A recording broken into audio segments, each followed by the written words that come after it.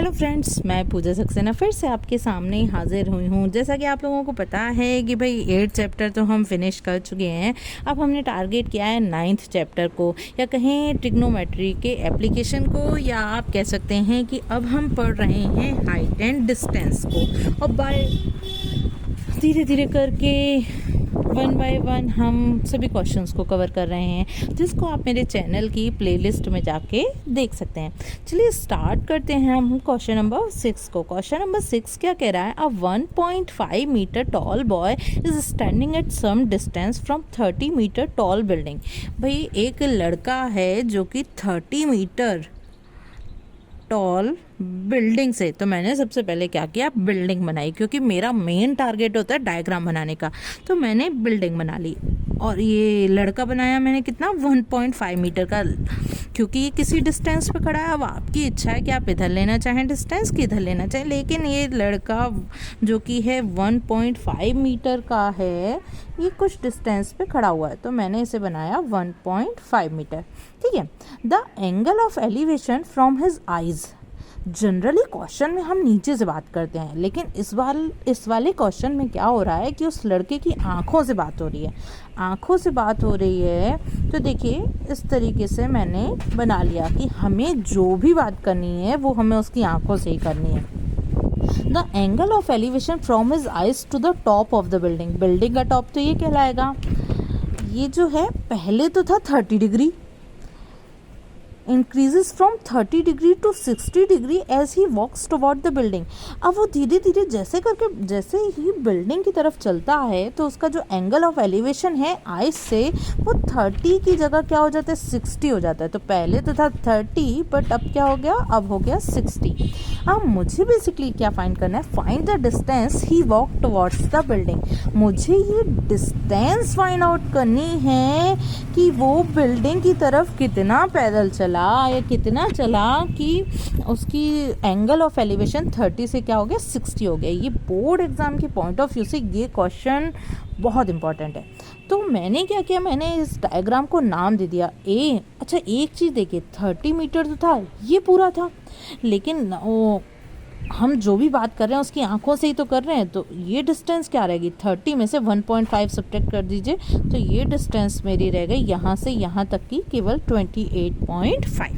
ठीक है। अब मैं इसको नाम दे रही हूँ, इसको मैंने नाम दिया ए, इसको मैंने नाम दिया बी, इसको नाम दिया मैंने सी, और इसको नाम दिया डी।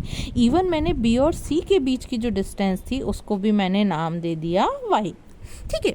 लेकिन आप जो भी कंसीडर कर रहे हैं ना, और जो भी नाम दे रहे हैं, आपको एग्ज़ाम में यदि फुल मार्क्स लेने हैं तो आपको वो नाम भी लिखने पड़ेंगे कि suppose the distance between B and C is Y and distance between C and D is x.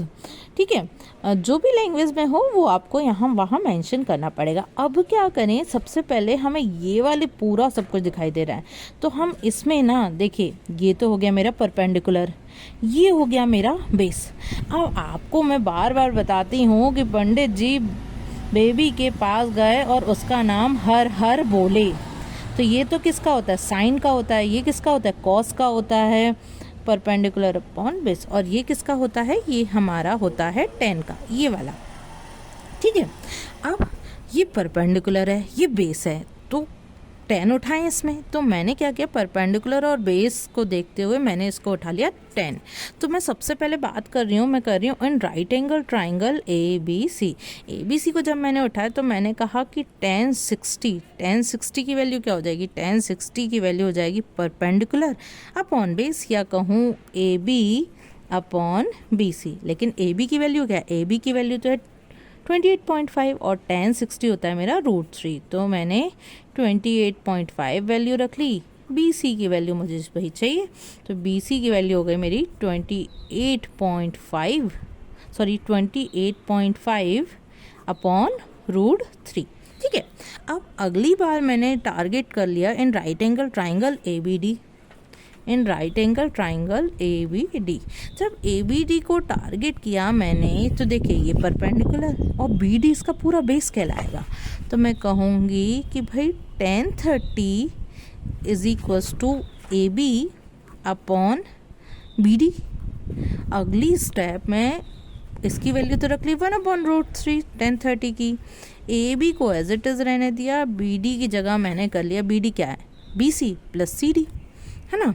तो सी डी की वैल्यू, इसको पहले B C plus C D कर लेती हूँ, तो 1/√3। अब ए बी की वैल्यू भी रख लीजिए, ए बी की वैल्यू मैंने रखी, तो ए बी की वैल्यू क्या है मेरी 28.5। फ़िलहाल के लिए बी सी को आप लिख लीजिए x और सी डी को लिख लीजिए y। बाद में हम इस बी सी की वैल्यू रख देंगे y के प्लेस पे। अब हमने क्या किया, हमने क्रॉस मल्टीप्लाई किया, x प्लस वाई का 1 में मल्टीप्लाई करूँगी तो आ जाएगा x प्लस वाई, इसका मल्टीप्लाई किया तो ये आ जाएगा 28.5√3। अब एक काम और करिए, इस y की वैल्यू या कहूँ बी सी की वैल्यू, इसको y के इक्वल और रख देते हैं, तो इसकी वैल्यू और रख लीजिए, तो ये हो जाएगी प्लस के 28.5/√3 इज इक्वल्स टू 28.5√3। अब भाई प्लस का टर्म है, राइट हैंड साइड में भेज दीजिए तो माइनस का हो जाएगा, तो x is equals to 28.5√3 minus के 28.5/√3। ठीक है, डिनोमिनेटर में 1 मान के एलसीएम ले लीजिए, तो मैं यहाँ आप लोगों को करके बता दे रही हूँ। एलसीएम आ गया क्या, √3। ये किसकी वैल्यू चल रही है, ये x की वैल्यू चल रही है जो हम फाइंड आउट कर रहे हैं। 1 का डिवाइड √3 में दिया, √3 टाइम्स किया, तो 28.5√3 में मुझे मल्टीप्लाई करना है √3 का, माइनस लगाया, √3 का डिवाइड इस एलसीएम √3 में दिया, 1 टाइम गया, तो ये जो था एज इट इज़ आ गया। अब इन दोनों में से 28.5 कॉमन आ गया, √3 का √3 में मल्टीप्लाई किया तो आ गया 3, यहाँ बचा माइनस का 1 √3, तो ये हो गया मेरा 28.5 इंटू 2/√3। √3 हटाने के लिए √3 का न्यूमरेटर और √3 का डिनोमिनेटर में मैंने मल्टीप्लाई कर दिया। इन दोनों का मल्टीप्लाई करूँगी तो आ जाएगा 57, √3 इंटू √3 हो जाएगा 3 का डिवाइड 57 में करेंगे तो 19 टाइम्स जाएगा, तो आंसर आ जाएगा मेरा 19√3। तो ये था भाई फाइंड द कितनी डिस्टेंस जो है वो 1.5 मीटर टॉल लड़का चलेगा कि उसका एलिवेशन जो है 60 हो जाए, एंगल ऑफ एलिवेशन 60 हो जाए, तो वो डिस्टेंस आएगी, वो डिस्टेंस आपकी आ जाएगी 19√3 मीटर। ओके फ्रेंड्स, यदि आपको मेरी वीडियो का एक्सप्लेनेशन समझ में आया हो तो प्लीज़ मेरी वीडियो को लाइक करिए, बेल आइकन को प्रेस कर दीजिए ताकि मेरी बनाई हुई वीडियो की नोटिफिकेशन आपको टाइम टू टाइम मिल सके। Okay, bye bye friends.